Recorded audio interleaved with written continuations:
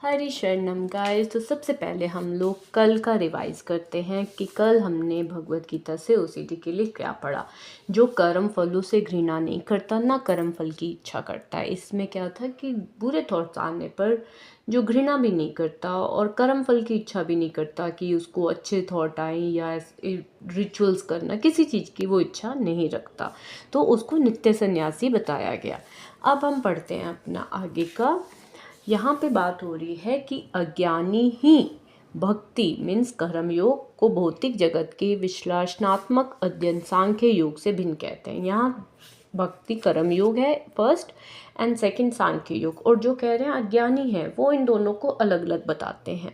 जो ज्ञानी है वो कहते हैं किसी भी एक मार्ग का भली भांति अनुसरण कर लो, दोनों के फल प्राप्त कर लेता है वो। ठीक है। भौतिक जगत की आत्मा विष्णु या परमात्मा है। भगवान की भक्ति का अर्थ परमात्मा की सेवा है। एक विधि से वृक्ष की जड़ खोजी जाती है और दूसरी विधि से उसको सींचा जाता है।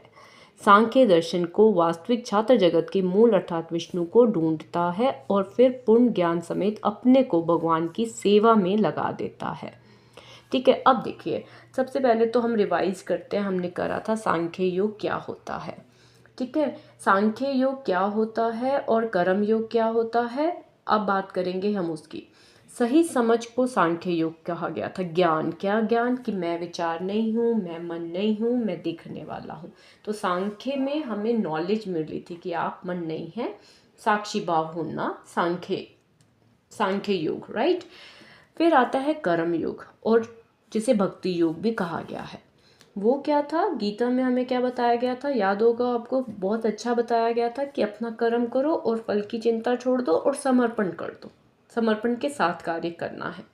तो जब कार्य ईश्वर को अर्पित हो जाता है वो भक्ति बन जाता है। जो भी कार्य कर रहे हो आप, घर का वट जो भी टास्क कर रहे हो, अगर आपको इंट्रोसिव थॉट्स आते हैं, रिचुअल्स ना करके ड्यूटी करके अगर आप वो भगवान को अर्पित कर रहे हो, तो हमने पढ़ा था ना, वो कर्म योग हो जाता है।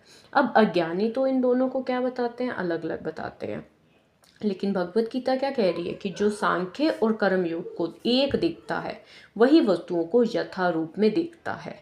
यथारूप का क्या मतलब है, यथारूप का मतलब है कि उसको पता चल जाता है कि थॉट आ रहा है तो ये दिमाग का सिग्नल है, मतलब ओसीडी के प्रॉब्लम है, एंजाइटी शरीर की रिएक्शन है। मैं कौन हूँ, मैं ऑब्जर्वर हूँ। ठीक है। तो वो वस्तुओं को यथारूप में मतलब उनको पहचान लेता है कि अगर हमें थॉट्स आ रहे हैं तो भैया ये ओसीडी के कारण आ रहे हैं। ठीक है। यथा रूप में देखिए, बहुत ही अच्छा लिखा हुआ है, अगर आप पढ़ेंगे तो वस्तुओं को यथा रूप में देखता है, मतलब जो है जैसा है उसको वैसा देखना। ठीक है। ओसीडी की जड़